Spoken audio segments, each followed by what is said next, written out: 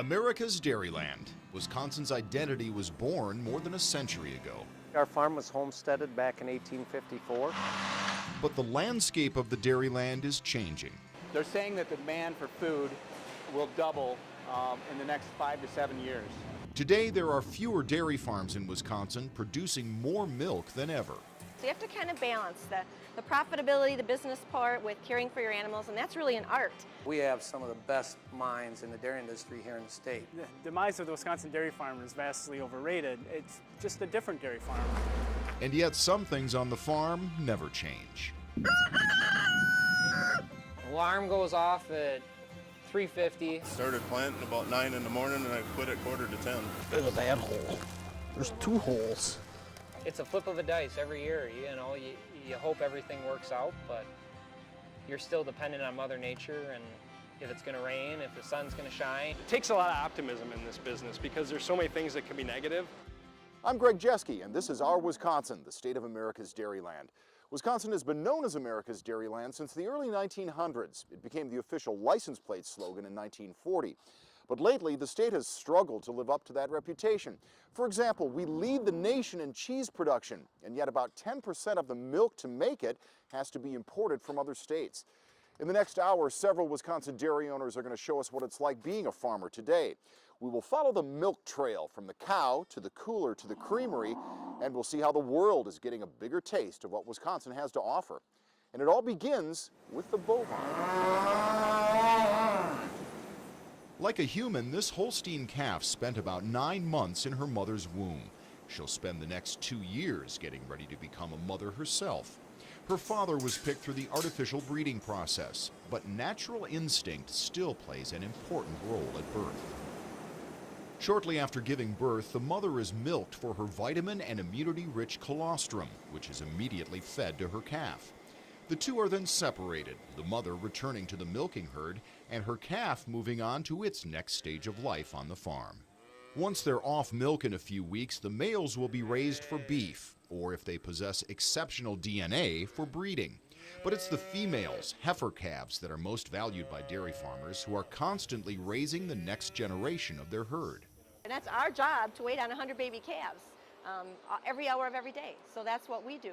Probably strong enough for it. Daphne Holterman and her husband Lloyd are partners in Rosie Lane Dairy near Watertown. They, like all the other owners we talked with, try to cultivate a culture of cow care.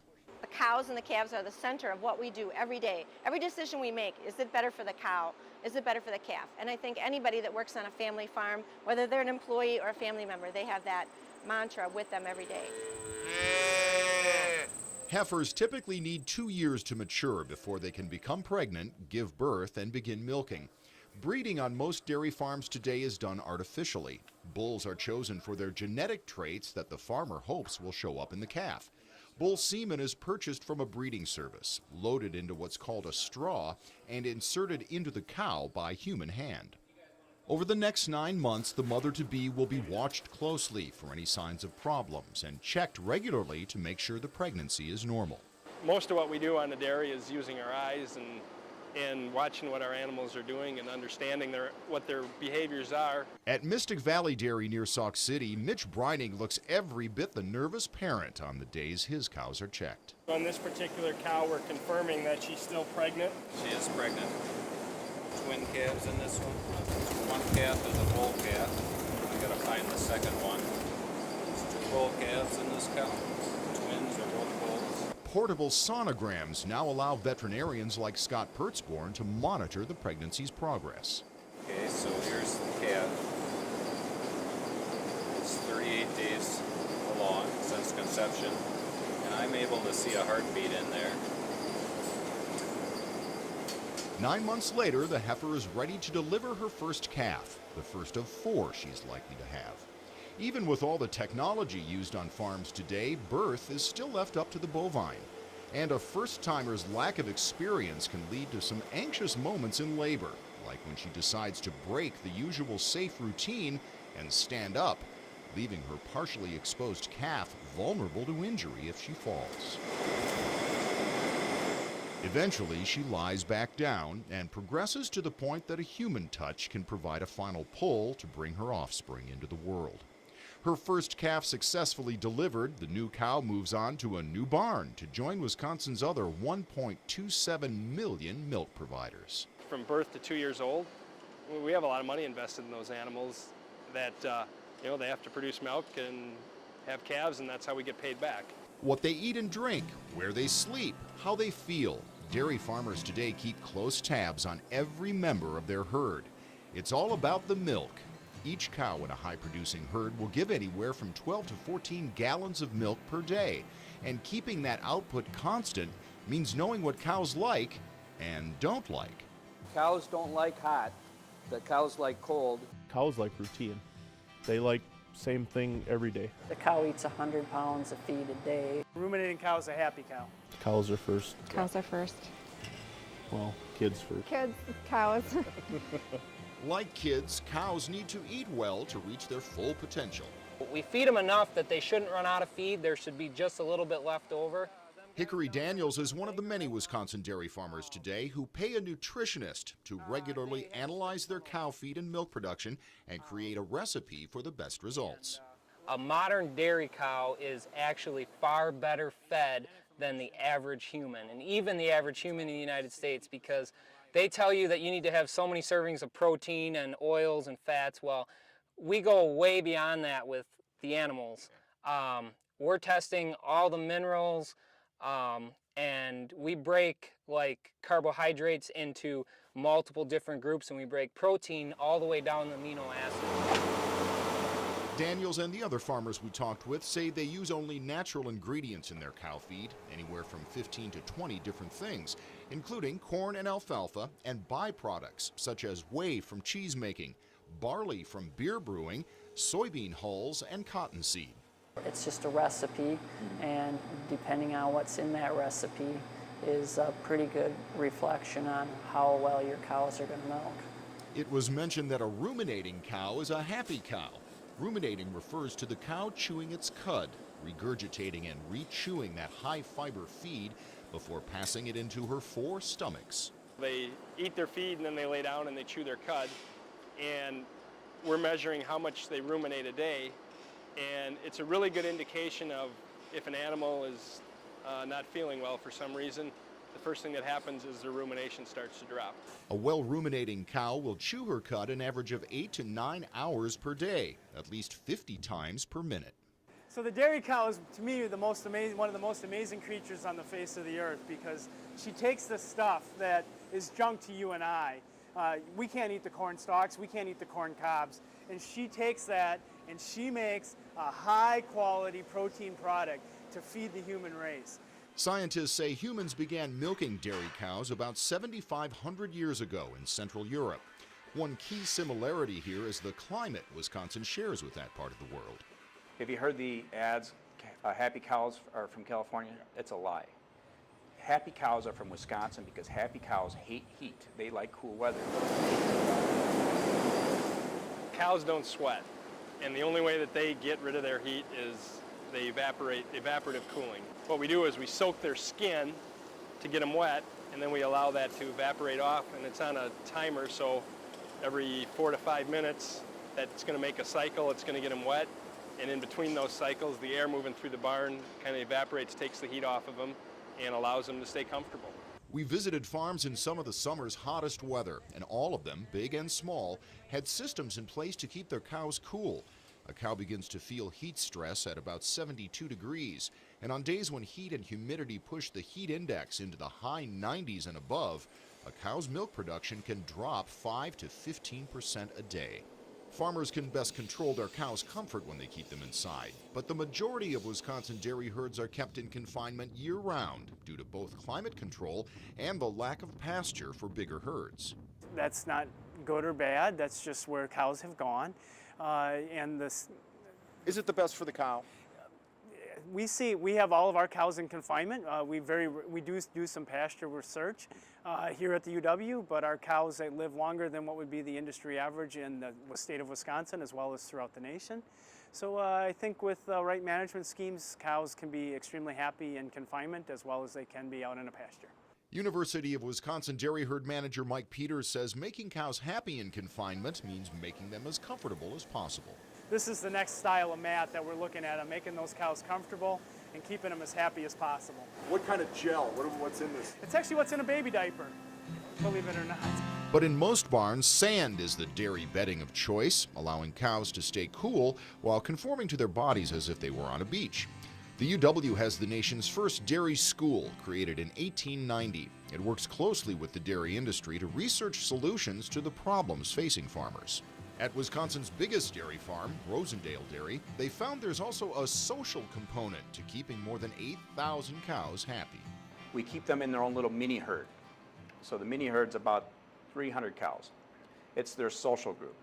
I don't know if you've ever heard the term boss cow. There's a boss cow in every pen, and there's a second in charge and a third in charge.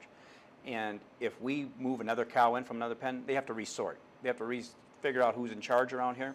We don't want that. We want a low-stress environment for our cows. Low stress equals high milk production, but creating a low-stress herd environment can lead to high stress for the farmer. Fewer farmers are being asked to do more at a huge financial risk. Wisconsin's image as America's Dairyland used to be clear as day. Dairy farms could be seen in any direction in every part of the state. 50 years ago, there were about 150,000 dairy farms in Wisconsin. Today, there are about 11,000, which is still thousands more than any other state. And those dairies are producing more milk than ever. Impressive when you consider that Wisconsin is not overrun with mega farms. In fact, 2012 statistics from the U.S. Department of Agriculture show Wisconsin's average dairy herd was 111 cows, compared with an average of almost 1,100 in California. So who's left milking cows out here in America's Dairyland? Well, we found a mix of both new and established dairy farmers who all do things their own way and yet have this common shared experience that bonds them in a unique way. Several farmers shared their stories with us, and we followed a few over the course of an entire year to get a feel for what life on the farm is really like. When it's cold like this, it's trying. I mean, things are froze, don't start right. Yeah, worry about ice and cows slipping. Colder it is, it just seems like you got more work to do. The equipment breaks down more. Frozen waters, got to keep stuff bedded. Brian and Dina Bender have spent a decade of winters on their farm in Sauk County. When we met them on the first day of spring, they were understandably counting down to warmer, greener days. I farmed all my life as she's farmed, and we just wanted to continue it. And I tried working off the farm for 5 years and just enjoyed farming and wanted to come back to it. The Benders milk 110 cows and grow most of their own hay and corn. Even though theirs is not considered a big operation, a dairy farm of any size requires a lot of work and knowledge. You might say farmers are the original do-it-yourselfers. If you're a jack of all trades in agriculture, I still think that you make it through a day a whole lot easier. Why did we become jack of all trades in dairying or in agriculture? Because we didn't want to pay somebody else to come out and do it for us. And that's been an evolution in Wisconsin. The Benders divide responsibilities. Dina in charge of the animals and paperwork, and Brian focused on the crops and feeding. They have a couple of part-time hired hands, one who does the milking each morning and night with Dina. But this arrangement was still a work in progress. About a year and a half ago, the Benders decided Dina would leave her job at a local school and work on the farm full-time. Oh, it just got to be too much. I was trying to milk, go to work full-time during the week, and then come home and milk again. And I mean, our kids were getting neglected. There were things here on the farm that were getting neglected. I mean, I was setting the alarm to get up in the middle of the night to change laundry because I didn't have time to do it. The decision to stay on the farm full-time solved that problem, but created another. It's not uncommon to feel isolated on the farm. It's hard. It's been real hard. This last year and a half has been really hard for me. I miss my job in a way, but yet I really enjoy it here. But finding my role, because him and the hired man have farmed together for 5 years, to find out where I belong has been hard. Dina and Brian will find themselves facing another big decision later in the year. The Benders are continuing a dairy operation that was started on a nearby farm by Brian's family a century ago. Wisconsin has a great but shrinking legacy of homestead farms. My great-great-grandparents, The nearest we could tell came through the way of Washington, D.C., and came here and homesteaded it. Lou Jones' relatives established their farm in Iowa County in 1842, 6 years before Wisconsin became a state. It's heritage. It's cool. I don't know if there's many years old or I guess you're proud of it. Lou, his wife Gina, and their son Evan reopened their dairy barn 8 years ago after it sat empty for nearly 20. When we were first married, we milked. Yeah. And at times were tough. That was in the early 80s, and it was tough, and so we both went to work. We both got jobs, sold the cows. It was Evan who brought cows back to Jones Valley. Started out, he had a 4-H project. That's all I kind of ever wanted to do. He started following his Grandpa Reese into the barn when he was 2. 21-year-old Evan logs a lot of hours in the barn, milking their 55 Jersey cows with his mom twice a day, and then working at a bigger dairy farm during the evening milking. And what time are you done working? Usually between 8 and 8:30. Yeah. And what after that? I come home and eat supper, and usually watch some TV and go to bed. You're a young guy. What about a social life? There ain't a whole lot of one. I don't mind it for right now. The more you have to do on a farm, and last year the Jones Valley Dairy grew to a size that Gina quit her off-farm job to stay on full-time with Evan. Lou works at the University of Wisconsin Research Farm in Madison. Whether they're big or small, every farm is treated equally by the weather. As Wisconsin moves from one season to another, farmers take their annual gambles on planting and harvesting. Last year we couldn't buy a drop of rain. This year we can't get it to stop now. Evan Jones thought he had everything timed just right for his first crop of hay in June. It was looking really good. Thought we were going to get pretty good tonnage off of it, and it didn't work out. Did you get any? No, we didn't take anything off. Like many farmers, Evan pays to have certain things done. In this case, he contracts with a guy to bale his hay after he cuts it.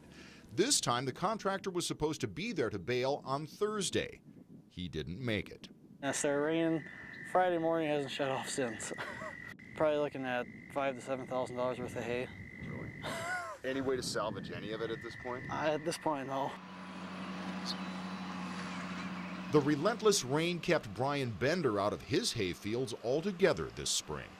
I should be home making hay is what I should be doing instead of doing this. Instead, he's still planting corn on the 4th of June. Where would you be on say a normal year? Be making first crop hay about halfway done. Nature is probably the biggest variable in an industry with a lot of risk. Another constant uncertainty is the price farmers are paid for milk in the face of growing expenses that eat into already thin margins.